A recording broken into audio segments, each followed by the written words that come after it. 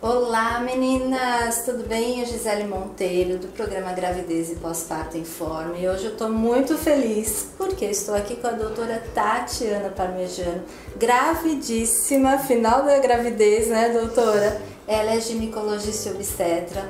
Vou deixar ela falar um pouquinho do currículo dela para vocês sentirem o quanto vai ser importante essa entrevista. Então você vai ficar aqui comigo, tá bom?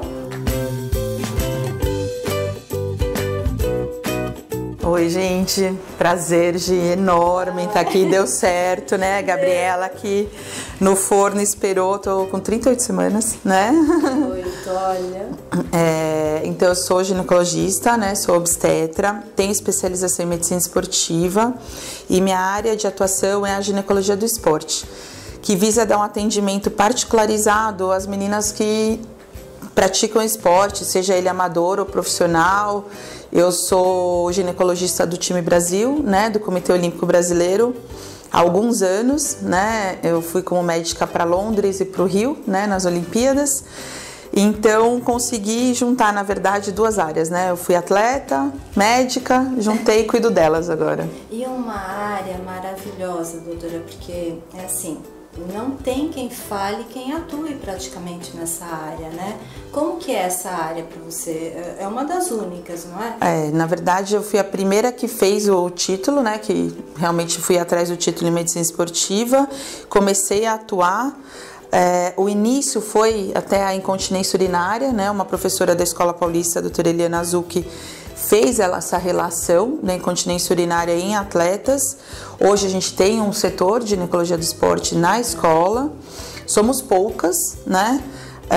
Mas realmente com a possibilidade de dar um atendimento diferenciado para elas, porque por muitas vezes isso não é tido como uma alteração, não é tido como uma patologia, e é um quadro progressivo e super prevalente entre as meninas novas, né? Às vezes nuligestas, né? Nunca engravidaram. Então a gente, reconhecendo, a gente também atua muito na prevenção. Verdade. Inclusive, meninas, a doutora Tatiana participou comigo de uma matéria do Fantástico sobre exercícios na gravidez e é um pouquinho do que a gente vai falar aqui hoje, os excessos, os comprometimentos, e um dos pontos que ela levantou foi justamente a saúde pélvica, a saúde do seu períneo, do seu assoalho pélvico durante a prática de exercícios. Vou deixar aqui um breve take aí do programa para vocês verem. Na internet é fácil achar vídeos de grávidas fazendo exercícios pesados. Será que essas mulheres não estão exagerando, não, hein? Aqui no Brasil, médicos e fisioterapeutas se espantaram com a atitude da americana levantando peso. Ela está sobrecarregando o ombro dela, ela está sobrecarregando a coluna, o assoalho pélvico, que é a musculatura onde o útero gravídico está apoiado, está sofrendo uma sobrecarga e, além disso, aumentando a pressão intraabdominal, sobrecarga do joelho, sobrecarga do tornozelo. Tudo errado. Tudo que alguém não deve fazer, mais ou menos essa foto expressa, mesmo que ela tivesse acostumada a fazer isso. Por aqui, as recomendações são rigorosas. O exercício é muito bem-vindo e muito saudável, desde que aplicado em situações coerentes com o nível de aptidão física dela. Isso, respira, contrai o abdômen. Essas futuras mamães não abrem mão do exercício. Os especialistas alertam. Isso é um consenso internacional que a gestante não deve saltar, saltitar. Modalidades desportivas, existe o risco do impacto, existe o risco da queda. A conclusão é que exercício na gravidez pode, mas sem exageros. A gestante pode caminhar, pode fazer musculação, pode pedalar. Se ela não fazia nada, nesse momento, a atividade na água, natação, hidroginástica estão extremamente indicadas. Não tendo contraindicação, toda mulher tem que ser orientada, tem que ser estimulada a fazer exercício durante a gravidez. Só que um exercício seguro. Então, doutora, essa matéria foi assim, uma sensação na época. E eu lembro que dentro dos comentários, alguns profissionais da nossa área não entendiam por que vieram perguntar para uma médica, né, ginecologista, o porquê dessa relação da intensidade do exercício, mas a sua explanação foi brilhante. Eu gostaria que você recordasse um pouquinho esses pontos que às vezes os exercícios podem comprometer a mulher, né? Então, na época, né, a matéria foi sobre o CrossFit, né? O CrossFit aparecia, né? Era uma época realmente que o CrossFit estava aparecendo, não era tão comum a gente ouvir as pessoas. E falando sobre gestações, né, grávidas fazendo CrossFit. E na época até a própria imagem que foi veiculada de uma atleta, ela era chocante por si só, porque não combinava, né, muito o levantamento daquele peso com aquela barriga que também era uma gestação super provavelmente avançada. Sim, ela deu à luz poucas semanas depois. E quando a gente comentou sobre a matéria, muitos adeptos ao CrossFit entenderam que a gente estava falando mal do esporte em si, né? Da modalidade, isso, né? Na verdade, não é só modalidade, né, doutora? Às não. vezes até no yoga, essa posição pode ser drástica. Então, o que eu tenho falado cada vez mais é isso, não é fechar a modalidade, mas o tipo de exercício que é praticado. Então, que realmente a orientação do exercício na gestação deve ser feito por pessoas que entendam a anatomia da gestação, a fisiologia, as modificações que acontecem, né, durante esses 9 meses. Porque também, nem eu, né, Gi, nem você, a gente não é adepta que vá ficar só na caminhada e na hidroginástica, que é um padrão muito comum. Desde 2002, o Colégio Americano já libera o exercício para a mulher, principalmente baseado, sim, no que ela fazia. Mas tem algumas restrições, né? E assim, a evolução dos estudos mostraram que tem exercícios que são mais específicos para a gravidez e não só para aquela fase, mas realmente preservando a saúde da mulher no pós-parto, né? Exato. E essa parte pélvica, ela é muito acionada no exercício durante a gravidez por causa do próprio peso gestacional, né, doutor? Exato. Não. Quando a gente pega a consulta ginecológica em si, é uma prática minha, e acredito, né, que de muitos ginecologistas que têm essa percepção do assoalho pélvico, até mesmo saber se a mulher sabe o que é essa musculatura. Porque muitas vezes o pessoal fala assim, não, tô fazendo pilates, tô fazendo yoga. Só que o paciente, a mulher, ela recebe às vezes a ordem, o comando para contração, mas ela não tem noção dessa musculatura. Eu tenho, né, a prática assim, de ter uma câmera, ou no Comitê Olímpico eu solicitei para que no próprio foco tivesse um espelhinho, para que primeiro conhecesse a anatomia, né, o que é uretra, o que é vagina, o que é ânus, mostrar o assoalho e solicitar a contração. E muitas vezes, né, a literatura mostra que 40% das mulheres às vezes não sabem contrair. E, e além disso, assim, às vezes elas fazem a força inversa, elas fazem Valsalva. Então, assim, que predispõe ainda uma distopia, um prolapso dos órgãos pélvicos. Então, eu acredito muito em orientação, né, informação, e no momento em que visualiza, a gente consegue trabalhar em cima disso. Aprendi na Escola Paulista que o assoalho pélvico é importante em qualquer fase da vida da mulher, né? Então... Isso é muito importante, porque a gente antes aqui nos bastidores, né, estávamos conversando e você falou que inclusive meninas já apresentam essa incontinência, né? No esporte, dependendo da modalidade, esse assoalho pélvico, ele sofre sobrecarga desde que elas são muito jovens. Então, assim, eu tive um pool agora de meninas... especialmente, né, era da ginástica artística, em que é muito sobrecarregado, que 60%, 70% das meninas com uma média de 15 anos perdiam urina. Então, assim, primeiro, entender que isso não é normal.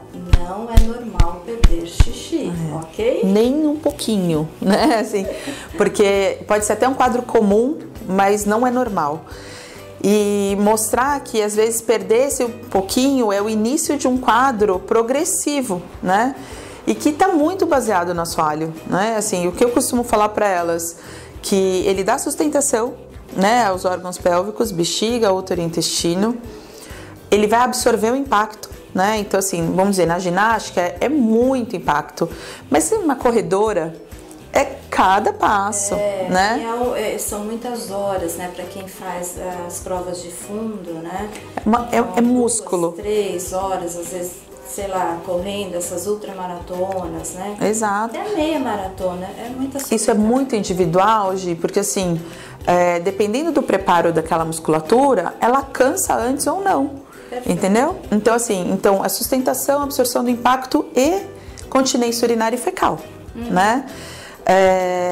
E no momento em que essa musculatura não é treinada e eventualmente ela entra em fadiga, perde-se a continência, então perde um pouquinho de xixi, mas esse quadro é progressivo. Então eu já tive atleta, por exemplo, do levantamento olímpico, em que ela colocava 2 OBs, achando que isso ia prevenir a incontinência.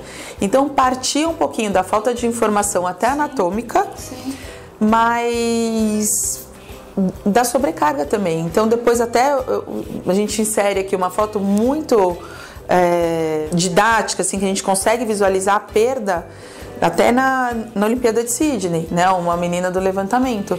E essa atleta em particular, ela ia mudar de modalidade, porque a vergonha já estava num nível em que ela já não conseguia mais praticar a própria modalidade. A gente não quer que isso aconteça, né? Claro. E doutora, a gravidez dá um up nisso também, né? Porque às vezes as mulheres vêm de alguma modalidade que já predispõe, mas o próprio sedentarismo também é um fator, né, de risco da incontinência. Aí ela engravida. E aí? Mais sobrecarga, né? Mais sobrecarga. E agora, até grávida, tem sido interessante, porque no exame eu mostro para as pacientes, eventualmente, né, no toque, eu falo, sente seu útero, eu mostro, ele tá desse tamanho, só que ele é capaz de chegar desse, né? E a sobrecarga no assoalho, se você não prepara o assoalho para isso, ele não dá conta. É uma conta muito simples. Então, assim, na minha prática, no caso da gestante, né, toda gestante tem que preparar esse assoalho pélvico, e se ela ainda por cima quiser ter algum exercício que vai ter sobrecarga, ainda mais, porque é uma conta que vai chegar. E aí o porquê também da nossa matéria toda ela apresentar esses fatores de risco, porque juntou a gravidez com um histórico de uma modalidade que já sobrecarrega também toda essa região, né? E os exercícios não adaptados, como agachamento total, cargas de arranque, né? De dentro até da minha especialidade, eu sou uma pessoa que incentiva muito o exercício na gestação, né? E eu não quero, né, que fique às vezes fechadinho, que vai só ser caminhada, hidroginástica, porque muitas vezes a pessoa, né, a mulher posterga a gestação por ter que interromper algo que ela gosta tanto, né? Mas cada vez mais, assim, a orientação tem que ser que os exercícios que vão ser feitos sejam feitos realmente de uma maneira adequada, entendeu? Porque a gente teve um boom das mulheres se tornarem ativas e continuar durante a gravidez, só que não existe aí um cuidado e um conhecimento específico. Então, a impressão que eu tenho, e isso a gente vê no dia a dia, é que só elas reduzem a carga, mas continuam sem se preocupar com o aspecto biomecânico, né? O que está acontecendo no corpo dela. É isso mesmo? É isso, assim, tem alguns pontos chaves, né, na prática, perceber mesmo o risco de queda, perceber a valsalva, que aumenta, né, prender a respiração, você aumenta a pressão intraabdominal e muitas vezes você reduz a vascularização uterina, a posição em si, né, que a gente tem uma veia importante, então alguns exercícios na posição supina tem que ser evitados durante a gestação, porque você reduz o fluxo uterino. Então isso são pilares, né? Mas às vezes realmente não é só uma pequena adaptação, são os exercícios corretos, né? Sabe que eu já escutei, assim, de colegas que eu sou muito reservada para os exercícios. Mas seu programa parece fisioterapia, parece...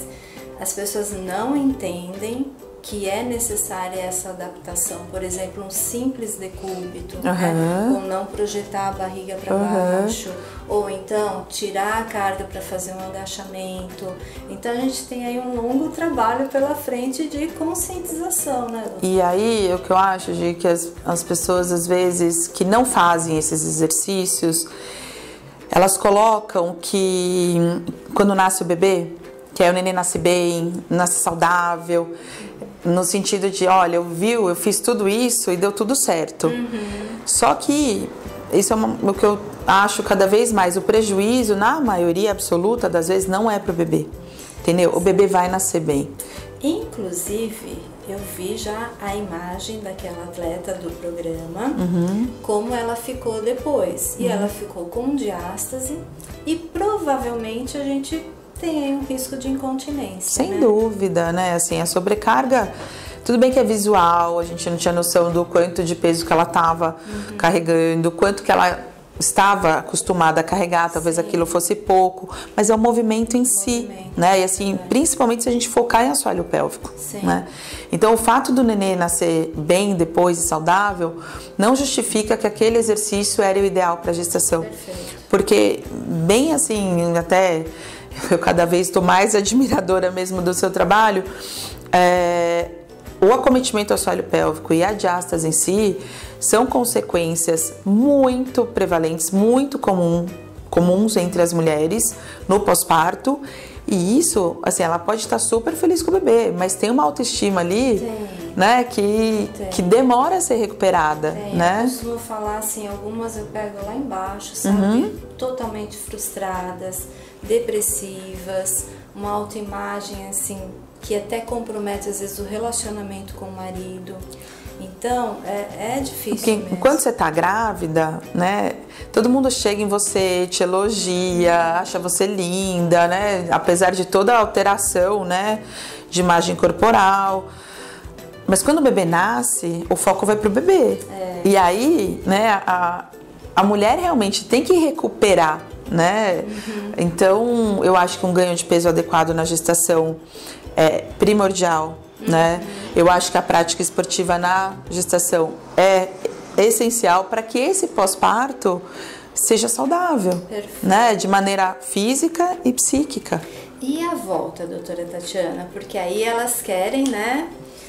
Até reduziram peso, não sabiam de todo esse processo da conscientização do exercício, mas aí saiu o bebê, elas querem recuperar aquele corpo e querem voltar a treinar a todo vapor, né? Como que fica o assoalho pélvico depois da gravidez? Primeiro assim, né, na minha opinião, esse assoalho pélvico depois teria que vir durante, né, assim, né?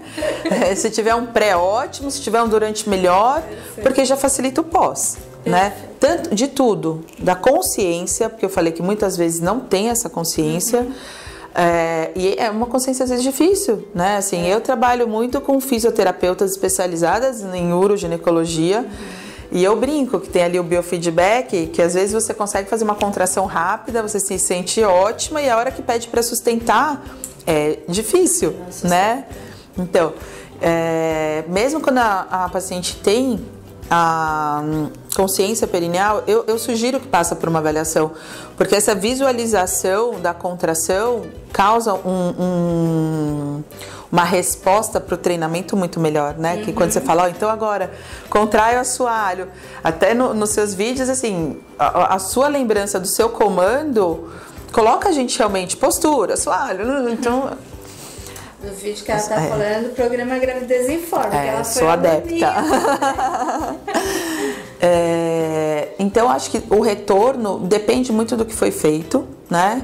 Mas para a recuperação, do que a gente está falando, de diástase, de função sexual, de tratamento da possível incontinência que se estabelece durante a gestação, ele tem que voltar, né? Tem que eventualmente se iniciar ou voltar a ser feito de acordo só com a evolução do parto, né? Vamos dizer, um parto normal, a cesárea, a presença de epísio ou não, né? Mas eu acho que é uma prioridade, né? É só realmente a paciente entender que existe um período de cicatrização, que existe um período de loqueação, de sangramento, eventualmente do aleitamento em si, a privação de sono. Então, assim, esse rápido tem um tempo para voltar, né? Sim. Então, não precisa ser tão precoce, né? Mas, às vezes, é a quarentena. 6 semanas, vamos voltar, né? Assim, vamos voltar. E aproveitar, às vezes durante o próprio aleitamento, ter uma postura adequada, manter o assoalho, né, com um tônus correto, isso já é recuperação, né? Já é um pós-parto saudável.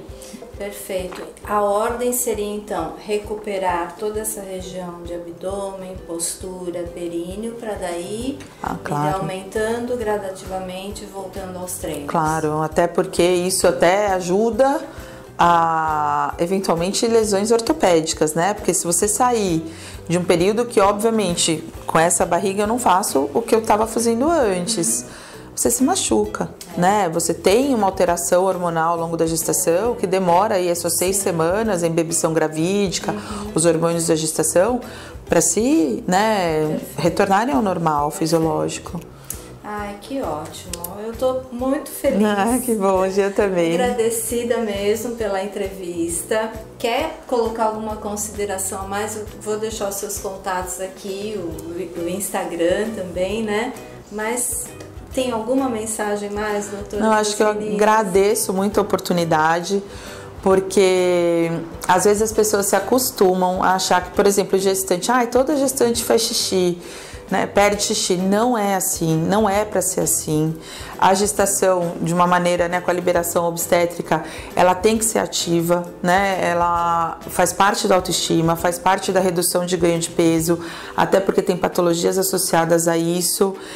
E o assoalho pélvico, às vezes, ele não é falado, né? Então, eu até tinha comentado com a Gisele antes, faz parte da conduta do médico, às vezes, perguntar a respeito, porque às vezes pode ser até por falta de informação, né? A paciente não saber, mas preocupem-se com isso, porque a sua saúde, a sua autoestima, a sua recuperação num pós-parto, ou, como eu falei, na prevenção disso, depende muito dessa conversa, desse conhecimento. Então, eu acho que vale a pena valorizar em qualquer fase da vida da mulher. Ai, que bom. Meninas, então, olha, eu vou deixar os contatos da doutora Tatiana. Ela tem um Instagram muito legal também. Tem um site, né, Ginecologia do Esporte, né, .com.br. E o Instagram também é Ginecologia do Esporte. Então, acompanhe o trabalho dela, e se você está perdendo o xixi, está tendo algum tipo de escape, né? Às vezes na sua atividade, modalidade que você faz, ou até mesmo para brincar com seu filho, tossir, espirrar.